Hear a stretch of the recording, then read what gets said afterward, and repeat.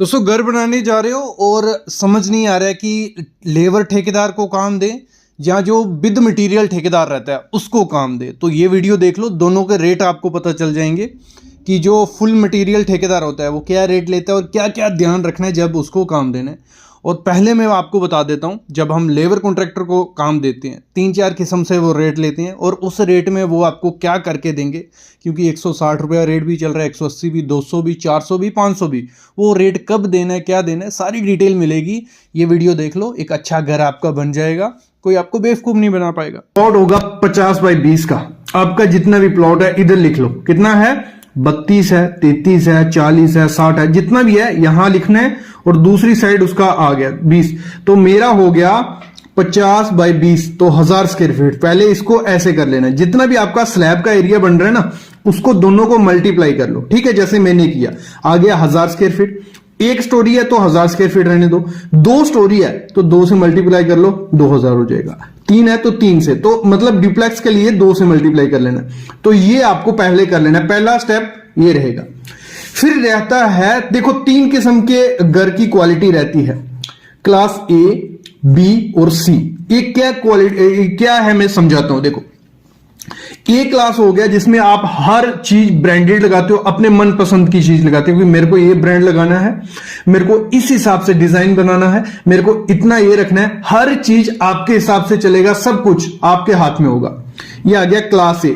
तो इसको बनाने का जो खर्चा रहता है, लेबर रेट रहता है, सिर्फ लेबर रेट। मटेरियल आपको लाके देना है ठेकेदार को, मटेरियल आप करेगा टोटल A to Z, वो लेबर लाएगा और शटरिंग लाएगा। मैं आगे बताऊंगा क्या क्या लाएगा क्या क्या नहीं लाएगा।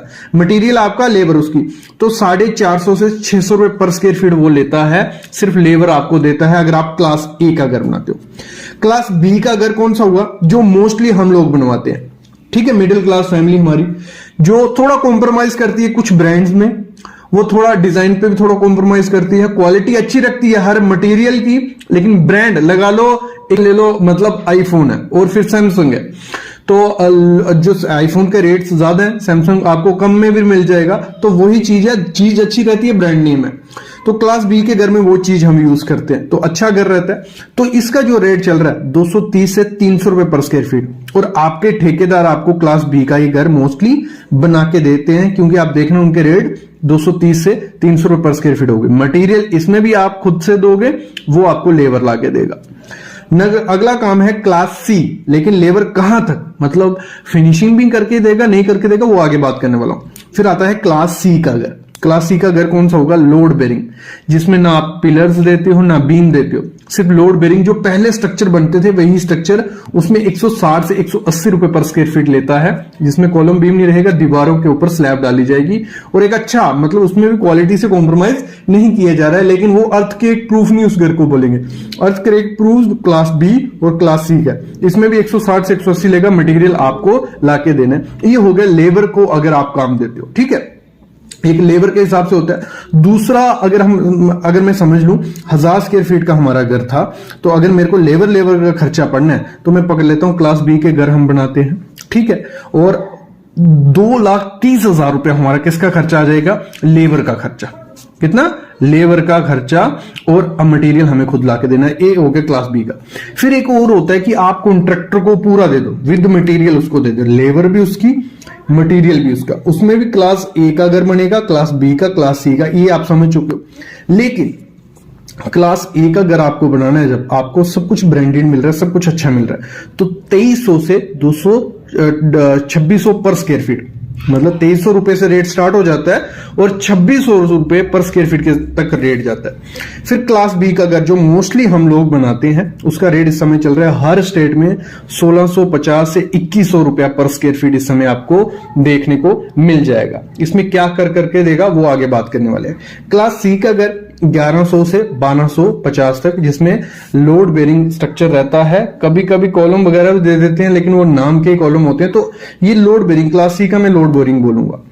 और अगर हम क्लास बी का घर बनाते हैं तो 1000 स्क्वायर फीट एरिया है, 1650 रेट चल रहा है, तो 16,50,000 रुपया हमारा खर्चा आ जाता है क्लास बी के घर को बनाने में, जो लोग हम मोस्टली बनाते हैं। अभी इसमें बात करते हैं आपको करके क्या क्या देगा वो।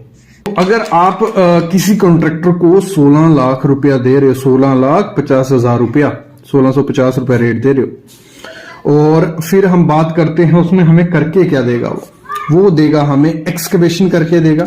ठीक है, 5 से 6 फुट एक्सकवेशन करके दे देता है आपको। अगर ज्यादा हो तो मना सकते हो, लेकिन फिर वो एक्स्ट्रा चार्ज करता है।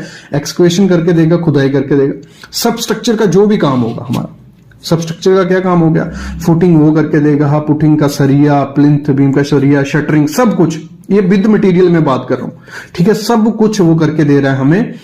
और फिर हम पहुंच जाते हैं प्लिंथ बीम तक, सुपर स्ट्रक्चर आ गया, उसका भी ब्रिक वर्क वो करके देगा, उसका शटरिंग वो करके देगा, प्लास्टर वो करके देगा, स्टील जो भी लगेगा स्लैब में बांधना है स्लैब वो कास्ट करके देगा। मतलब आरसीसी का काम पूरा करके दे रहा है वो, कंप्लीट आरसीसी का काम। डोर और विंडो फिक्स करके वो देता है।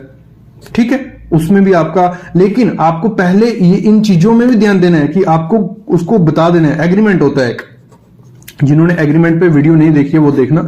एग्रीमेंट में मस्ट लिखना, मैं अभी नीचे डिस्क्रिप्शन में वीडियो डाल दूंगा, उसमें मस्ट लिखा हुआ है कि कौन सी ब्रांड का क्या चीज, कितना क्वांटिटी में, वो सब चीजें मेंशन की होंगी, तो एक पक्का काम आपका होता है। तो एग्रीमेंट जरूर देना है।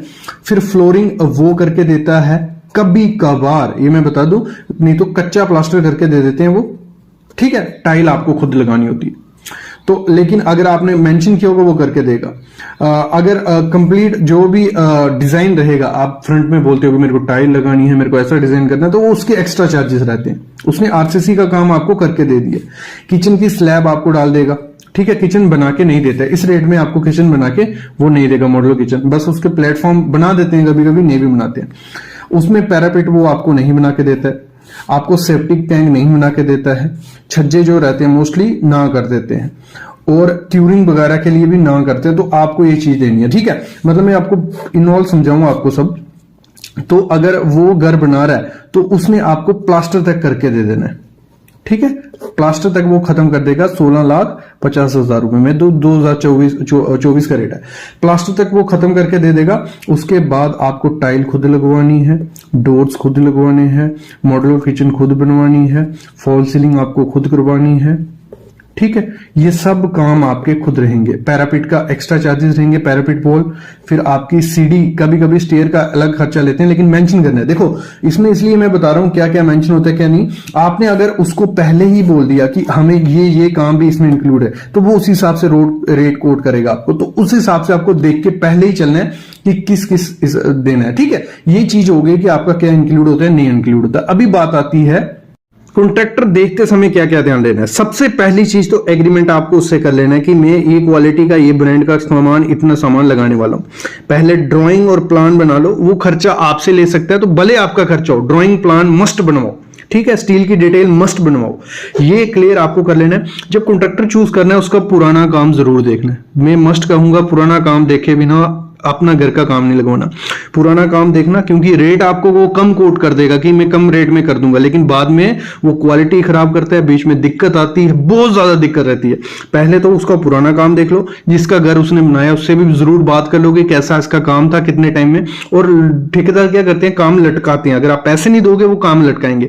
तो मस्ट कहो, जो एग्रीमेंट रहेगा उसमें मस्ट लिखो कि इतने महीने में हमारा काम खत्म होना चाहिए, या देख लेना कि कॉन्ट्रैक्टर ने पुराना काम कितने टाइम में खत्म किया। ये चीज आपको कॉन्ट्रैक्टर के सामने देख लेनी है। और उससे मस्ट कहना है कि आपकी जो लेबर रहेगी, वो क्या करते हैं, एक लेबर लगा देंगे, 2 लेबर लगा देंगे, तो प्रॉपर से टाइम दे देना है कि इतने टाइम में मेरे को काम खत्म चाहिए क्वालिटी के साथ। और ये चीज आपको क्वालिटी खुद इंश्योर करनी पड़ेगी, नहीं तो दिक्कत आ जाती है। अगर आपको नॉलेज नहीं होगा तो क्वालिटी आप देख नहीं पाओगे। तो आपको वीडियोस देखनी है, यूट्यूब पे, गूगल पे सर्च करना है, कुछ नहीं पता चलता है तो मेरे को कमेंट करना है, मैं आपके लिए ले आऊंगा। और मैंने कंसल्टेशन का ऐसे चार्जेस, मतलब 200 रुपए में मैं आपको हर एक घर की कंस्ट्रक्शन की डिटेल दे देता हूं। और फिर आपको जब उसको पैसे देने हैं तो इंस्टॉलमेंट में पैसे देने, मैं समझाता हूं किस हिसाब से पैसे आपको देने हैं उनको। देखो एग्रीमेंट की वीडियो मैंने डाली हुई है, वो डिस्क्रिप्शन में मैं लिंक डाल देता हूं, लेकिन देख लो इस हिसाब से मेंशन होता है कि पूरा वर्क डिस्क्रिप्शन कैसे प्लिंथ बीम करके देगा, कैसे कॉलम का वर्क करके देगा, ब्रिक वर्क कैसे करके देगा, कितनी रेशियो डालेगा। जब पेमेंट की बारी आती है तो आपको देखो इस हिसाब से पेमेंट देनी है आपको। पहले देखो उसको 6 इंस्टॉलमेंट में रख लो, लगा लो अगर 16 लाख रुपया लगने वाला था हमारा उस घर को बनाने के लिए, तो 6 इंस्टॉलमेंट में बना लो, एडवांस उसको दे दो 5 लाख रुपया। जब वो मटेरियल गिराने लग पड़ता है, उसका सामान उधर आ गया, सब कुछ आ गया, तो उसको 5 लाख रुपया दे दो। जब एग्रीमेंट हो जाए उसके बाद पैसे शुरू करने हैं, क्योंकि लीगल आपके पास डॉक्यूमेंट होगा कि आपसे उसने 5 लाख लिया है या उसने हमारा काम पकड़ा है, नहीं तो 5 लाख लेके भाग जाएगा। तो 5 लाख दे दिया। फिर नेक्स्ट रखो, ये मैं एक सैंपल दे रहा हूं, आप अपने हिसाब से कर सकते हो। प्लिंथ वीक जब खत्म हो जाएगा, ठीक है, प्लिंथ बीम का काम खत्म हो गया, सब स्ट्रक्चर का काम, नीचे का काम खत्म हो गया और ब्रिक वर्क शुरू हो गया, फिर उसको 5 लाख दे दो, ये हो गया। फिर तीसरी इंस्टॉलमेंट उसको देनी है आपने जब आपका ब्रिक वर्क खत्म हो गया और शटरिंग का स्टार्ट हो गया, जो भी ग्राउंड फ्लोर की स्लैब होगी उसका शटरिंग हो गया, तो 5 लाख रुपए तब दे दो उसको, ठीक है। फिर आपका जब फर्स्ट फ्लोर, क्योंकि डुप्लेक्स घर का वो है एग्रीमेंट है, तो उसी हिसाब से बता रहा हूं, तो 5 लाख रुपए तब दे दो जब फर्स्ट फ्लोर का हो जाए। ऐसा नहीं करना है कि 1 लाख रुपए दे दिया, फिर 2, फिर 5 में 6 लाख रुपया, फिर बीच में 50,000 मांग रहा है, आपको भी नहीं पता चलेगा और वो मुकर जाएगा कि मैंने तो इतने लिए नहीं, आपने ऐसे लिख दिए। तो जब ये एग्रीमेंट पे पूरा मेंशन होगा कि मेरे को इतने इतने आएंगे, तो आप टिक टिक भी कर सकते हो कि मैंने इतना दे दिया है, या उसको भी पता होगा कि अब पैसे कब नेक्स्ट मिलेंगे, तो मेरे को उसी हिसाब से चलना पड़ेगा। तो ये पूरा स्केड्यूल आपको देखना होता है। जैसे ये देखो इधर लिखा है ग्राउंड फ्लोर खत्म हो गया, फर्स्ट फ्लोर की माउंटी स्लैब तक हो गया, प्लास्टर नहीं हुआ है, फिनिशिंग स्टार्ट हुई है, तो उसका दे दो। तो इस हिसाब से खर्चा रहता है। अभी मैं बताता हूं, ये हो गया आरसीसी का हमारा खर्चा। फिर फिनिशिंग का आपको कॉस्ट कैसे निकालना है वो बता देता हूं। देखो जैसे हमने क्लास बी का घर पकड़ा था, हमारा आरसीसी का काम खत्म हो गया था, प्लास्टर तक हमारा खत्म हो गया, फिर उसके ऊपर 400 रुपया और पकड़ो, 1650 था ना, प्लस 400 से 600 रुपया होता है, 400 रुपये और पकड़ो, मतलब 2050 रुपये लगेंगे आपके पूरा कंप्लीट घर A to Z, जिसमें आपको पेंट शेड इलेक्ट्रिक सब कुछ काम खत्म हो जाएगा। 2050 रुपये लगेंगे, मतलब 1000 स्क्वायर फीट का घर अगर आपको 2024 में बनाना है तो कम से कम आपको 20 लाख रुपया चाहिए। कितना? कम से कम 20 लाख रुपया, पेंट तक कंप्लीट डोर लॉक लगा के पूरा 20 लाख रुपया कम से कम में बोल रहा हूं। बाकी जिस हिसाब का मटेरियल यूज करोगे, क्वालिटी करोगे, तो उस हिसाब से बढ़ता जाएगा। पहली चीज हमारी घर की कंस्ट्रक्शन की होती है खुदाई, एक्सकवेशन। कभी भी आपको एक्सकवेशन करवानी है, पहली बात मैं बता रहा हूं, कभी भी एक्सकवेशन आपको करवानी है, आपको 2 से 3 स्टोरी के लिए वो एक्सकवेशन करवानी है। फुटिंग की डेप्थ प्रॉपर रखनी है, फुटिंग का साइज प्रॉपर रखना है। कॉन्ट्रैक्टर और ठेकेदार आपको बोलेंगे ऐसा नहीं ऐसा करो, लेकिन आपको क्या करना है, अपनी ड्राइंग बनानी है और प्रॉपर से पूरी फुटिंग आपकी होनी चाहिए, फिर ही वो कंस्ट्रक्शन करो। क्योंकि आप क्या करते हो, पहले फुटिंग बना देते हो एक घर के हिसाब से, फिर बाद में दूसरे स्टोरी डालते हो, तीसरी स्टोरी डालते हो और वो गिर जाता है। आपको हमेशा 2 से 3 स्टोरी के लिए प्लान करना है, उसी हिसाब से कंस्ट्रक्शन करवानी है। अगली चीज जो आपको करनी है वो करनी है, आपको जो फुटिंग की जाली होती है उसमें जो स्पेसिंग रखनी है स्टील बार के बीच की, वो आपको 6 इंच ही रखनी है, उससे ज्यादा या कम नहीं रखो, 6 इंच रखो। और साथ ही साथ 12 mm का सरिया उसमें यूज करना है। और हमेशा याद रखना, जो आप स्टील बांधोगे प्रॉपर से उसको शेप देनी है, दोनों तरफ से यू बना होना चाहिए। और वो फुटिंग अगर आप प्रोवाइड करोगे, अच्छे से घर बनेगा। आपका ठेकेदार क्या करेगा, सीधा सीधा सरिया दे देगा, ना 6 इंच की स्पेसिंग देगा, तो वो चीज भी ध्यान रखनी है। और जब भी फुटिंग बनानी है, कभी भी ये बॉक्स टाइप नहीं बनानी है, उसको ट्रेपेजोइडल बनानी है। कॉन्ट्रैक्टर हमेशा बचते हैं कि ये ट्रेपेजोइडल नहीं बनाए, क्योंकि उनसे उनका टाइम ज्यादा लगता है। तो आपको ट्रेपेजोइडल फुटिंग बनानी है, उससे लोड अच्छे से डिस्ट्रीब्यूट होगा, घर अच्छे से बनेगा। अगली चीज जो आपको करवानी है, आपको घर की कंस्ट्रक्शन में एटीटी करवाना है, एंटी टर्माइट ट्रीटमेंट। लोग नहीं करवाते हैं, कॉन्ट्रैक्टर नहीं करवाते हैं, लेकिन आपको एटीटी अगर आपने करवाया होगा तो आपके घर के नीचे बैठने के चांसेस काफी कम हो जाते हैं। क्योंकि एटीटी से होता क्या है, जो भी नीचे कीड़ा टर्माइट जो भी रहेगा, जो मिट्टी को खाते हैं या कंक्रीट को खाते हैं, वो मर जाएंगे और आपकी फुटिंग और नीचे की मिट्टी हमेशा सेफ रहेगी। अगली चीज आपको करनी है, प्लिंथ प्रोटेक्शन का आपको कोई नहीं बताएगा। प्लिंथ प्रोटेक्शन क्या होता है, जो आपका प्लिंथ जब बन जाता है उसके चारों तरफ प्रोटेक्शन देनी होती है कि वहां से पानी नीचे ना घुस सके। तो इसके बारे में भी कॉन्ट्रैक्टर आपको नहीं बताएगा, आपको प्लिंथ प्रोटेक्शन देना ही देना है। प्लिंथ प्रोटेक्शन दोगे तो अच्छे से आपकी फुटिंग वगैरह नीचे का घर अच्छे से रहेगा। नेक्स्ट चीज आपको क्या करना है, जो कॉलम बार होते हैं, कॉलम बार का बहुत इंपॉर्टेंट ध्यान रखना है। मतलब स्ट्रक्चर इंजीनियर होता है जो हमें बताता है कि हमें कॉलम में क्या सरिया देना है, बीम में क्या सरिया देना है या स्लैब में क्या सरिया देना है, तो उससे ही आपको लेके कॉलम में सरिया स्टील डलवाना है। ये नहीं कि कॉन्ट्रैक्टर ने बोल दिया कि 12 mm का सरिया डालना है 12 mm का, तो मिनिमम 12 mm का सरिया ही डालना होता है। मतलब 4 नग 12 mm के आने ही आने चाहिए। कुछ लोग 10 का भी डाल देते हैं, वो गलती है। 12 mm का आना ही आना चाहिए। और इसमें कैसे सही से सरिया डालना है, ये फोटो से आपको आइडिया लग रहा होगा कि कितनी G+ की बिल्डिंग है, कितना सरिया डालना है G+2 की, तो इस हिसाब से आपको सरिया डालना ही डालना है। अगली चीज आपको ध्यान देनी है, जो प्लास्टर होता है, हम प्लास्टर करवाते हैं घर पे, तो उसमें रेशो होती है कि 1:4 का माल बनाओ, 1:5 का माल बनाओ। ये 1:4 क्या है, 1 में सीमेंट और 4 रेशो में सैंड।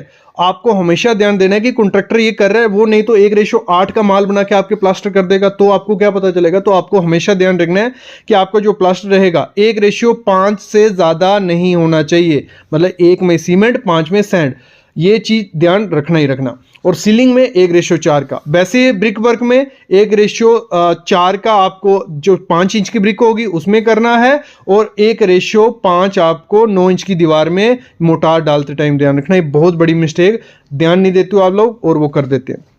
अगली चीज आपको करनी है, जो भी कंक्रीट आपके घर में होगा, फुटिंग का कंक्रीट हो गया या स्लैब का कंक्रीट हो गया या बीम का कंक्रीट हो गया, वो आपको M25 ही रखना है। 1:1:2 का माल, मतलब 1 में सीमेंट, 1 में सैंड और 2 में एग्रीगेट। M25 या M20 भी कर सकते हो, लेकिन उससे कम का नहीं करना है। तो ये चीज भी आपको ध्यान रखना है कि जो आपका कॉन्ट्रैक्टर है वो डाल रहा है नहीं डाल रहा है, यहीं पैसे बचते हैं और यहीं वो क्वालिटी से खिलवाड़ करते हैं थोड़े पैसे बचाने के चक्कर में।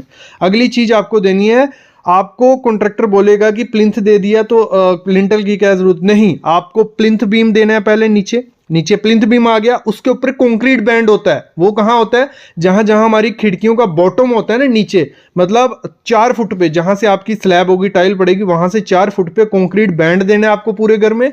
फिर लिंटल देना है 7 फुट पे, फिर स्लैब में जाके बीम देने हैं। तो उससे क्या होगा, आपका घर अर्थक्वेक प्रूफ हो जाएगा, गिरने के चांसेस बहुत कम हो जाते हैं, क्रैक के चांसेस बहुत कम हो जाते हैं।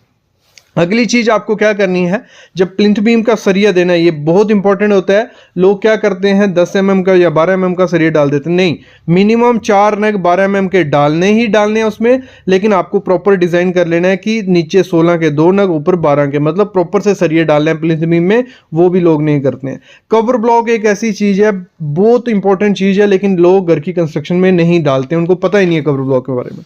ये कवर ब्लॉक होता है, सामने आप देख रहे हो, ये आपको स्लैब में भी डालना है कि आपका सरिया स्लैब से थोड़ा ऊंचा रहे, आपका बीम में डालना है कि आपका जो सरिया है वो कंक्रीट के अंदर रहे, थोड़ा बाहर रहेगा तो उससे होगा क्या, आपका सरिया खराब हो जाएगा, डिट्रॉयड होएगा, तो ये दिक्कत रहती है। तो आपको कवर ब्लॉक हर जगह प्रोवाइड करना ही करना है। फिर हम मैं बात करता हूं, शटरिंग जब भी करवानी है आपको कॉन्ट्रैक्टर को बोल देना है, शटरिंग आप प्लेट से करो या प्लाई से करो, लेकिन वो लीक नहीं होनी चाहिए, उसमें गैप नहीं रहना चाहिए। कंक्रीट डालते टाइम जो स्लरी निकल जाती है, पानी निकल जाता है, उसी में सीमेंट होता है, अगर वो निकल गया तो आपका कंक्रीट ऐसे ही बचेगा। तो आपको प्रॉपर से उसको करना है कि पैकिंग कर दे अच्छे से और अच्छे से शटरिंग कर, ये चीज़ भी उसको बता देना है। कभी भी आपको जब फुटिंग बनानी है, फुटिंग का हमेशा ध्यान रखना, जब खेत वगैरह होता है या पानी वाली मिट्टी होती है, वहाँ पाइल भी फाउंडेशन करो या अच्छे से फाउंडेशन आपको देनी है। चिकन मैश पता है किसी को, जो हमारे घर में क्रैक्स आ जाते हैं कॉलम और मतलब जॉइंट्स में, तो वहाँ पे आपको जहाँ भी कंक्रीट और ब्रिक मिलती है तो वहाँ पे चिकन मैश लगाओ। चिकन मैश लगा के ही प्लास्टर करोगे तो आपके घर में क्रैक्स नहीं दिखेंगे। तो ये भी खर्चा कॉन्ट्रैक्टर बचा लेता है, चिकन मैश कभी यूज़ नहीं करता है, तो आपको ये चीज़ उसको मस्ट पहले करा देनी है। अगली मोस्ट इंपॉर्टेंट चीज होती है तराई, क्यूरिंग। क्यूरिंग कोई नहीं करता है कॉन्ट्रैक्टर, वो एक लेबर अपनी वेस्ट नहीं करेगा। तो आपको अगर क्यूरिंग नहीं करवाओगे, आपने M25 डाला है, M20 डाला है, उसकी स्ट्रेंथ कभी नहीं आएगी, आधी स्ट्रेंथ आती है। आधी स्ट्रेंथ आती है अगर तराई करोगे, क्यूरिंग करोगे किसी कंक्रीट की, तो स्ट्रेंथ अगर आपको डबल करनी हो तो क्यूरिंग बहुत इंपॉर्टेंट चीज होती है। 10 दिन तो क्यूरिंग करनी ही करनी है हर एक जगह की। तो तराई मस्ट करवाना, और हमेशा ध्यान रखना जो डीपीसी हम करते हैं प्लिंथ के ऊपर, जिससे हमारे घर में सीलन नहीं आए, तो डीपीसी आपको प्रॉपर से करानी है। मतलब 2-3 इंच मोटा कंक्रीट डाल देना है 25 उसके ऊपर वाटरप्रूफिंग केमिकल मरवा लो, तो उससे आपके घर में सीलन नहीं आएगी। आप देखोगे 3-3 फुट तक सीलन रहती है, तो वो सीलन कभी आपके घर में नहीं आएगी। आपकी जो स्लैब रहेगी, हमेशा ध्यान रखना स्लैब की थिकनेस 5 से 6 इंच रखना, उससे कम रखोगे तो आपका छत वाइब्रेट करेगा। मतलब ज़्यादा रखोगे तो लोड आएगा घर पे, तो 6 इंच बहुत होती है, 6 इंच से ज़्यादा कम आपको स्लैब की वो नहीं देनी है। कभी भी याद रखना स्लैब में जो स्टील है कम से कम 8 mm का यूज़ करना है, उससे कम 6 mm का कभी नहीं करना है। आप मेन बार आप 12 mm का करो और आपका डिस्ट्रीब्यूशन कर दो 10 mm का, अगर आप स्लैब बीम प्रोवाइड कर रहे हो। अगर प्रॉपर से डिज़ाइन करवाया, मेन बार 10 mm का रखो और 8 mm का डिस्ट्रीब्यूशन बार, ये चीज़ भी आपको ध्यान रखनी है। और हमेशा ध्यान रखना सीढ़ी जब की जाती है वही मिस्त्री कॉन्ट्रैक्टर लगाना जिसने सीढ़ी का काम पहले किया हो, नहीं तो मोस्टली गड़बड़ कर देते हैं। सीढ़ी का जो राइजर रहता है वो 6 इंच से ज़्यादा कर देते हैं या ज़्यादा रख देते हैं, उनको आइडिया नहीं लगता है कि कैसे सीढ़ी बनानी है। तो सीढ़ी का मोस्ट इंपॉर्टेंट ध्यान आपको रखना ही रखना है। ये चीज़ें बहुत इंपॉर्टेंट चीज़ होती हैं। से देखो हमारी फुटिंग किस हिसाब से रहती है, ट्रेपेजोइडल फुटिंग हमें करनी है। जहाँ ट्रेपेजोइडल रहेगी, जहाँ हमारे स्टेप फुटिंग रहती है। सिंपल जो फुटिंग रहती है ना, ऐसे नीचे आपने सिर्फ एक स्टेप दे दिया, वो सही नहीं है, वो फेलियर हो जाता है मोस्टली, उसमें पंचिंग शेयर और क्रैक आ जाता है फुटिंग में और सेटलमेंट के चांसेस हो जाते हैं। वो उसको प्रोवाइड मत किया करो। आप प्रोवाइड कौन सी करनी है, आपको हमेशा ट्रेपेजोइडल फुटिंग करनी है, ऐसी या ऐसी, ठीक है। अभी आते हैं जो हम काम कर रहे हैं कंस्ट्रक्शन जॉइंट का। कभी भी जब आपकी फुटिंग कास्टिंग हो रही है तो ये आपकी फुटिंग है, ठीक है, इसको ना पूरा फुल करना है, ऐसे कभी नहीं करना है। ये सामने दिख गया, ये तो बेसिक है, लेकिन जब भी ऐसे करोगे, मतलब आपने फुटिंग भर दी, उसमें ना ये शेयर की आपको प्रोवाइड करनी है। ये सामने जो खड्डा सा दिख रहा है ना, ये आपका कॉलम अगर 300 बाई 300 का है तो बीच में 150 बाई 150 का खड्डा कर लीजिए। जब खड्डा आप कर लोगे, इसको प्रॉपर आपका जब कंक्रीट होगा दूसरा, उसमें जॉइंट बनता है, शेयर की हम इसे बोलते हैं, तो ये आपको जरूर प्रोवाइड करनी है। फिर हम बात करते हैं हमारी इस तरीके की फुटिंग जो आती है, इसको भी आपको पूरा फिलअप करना है, पूरी आपकी यहां तक फिलअप होगी, फिर आपको शेयर की यहां भी प्रोवाइड करनी है। ये प्रॉपर होता है कंस्ट्रक्शन जॉइंट किसी फुटिंग में देने से, ठीक है।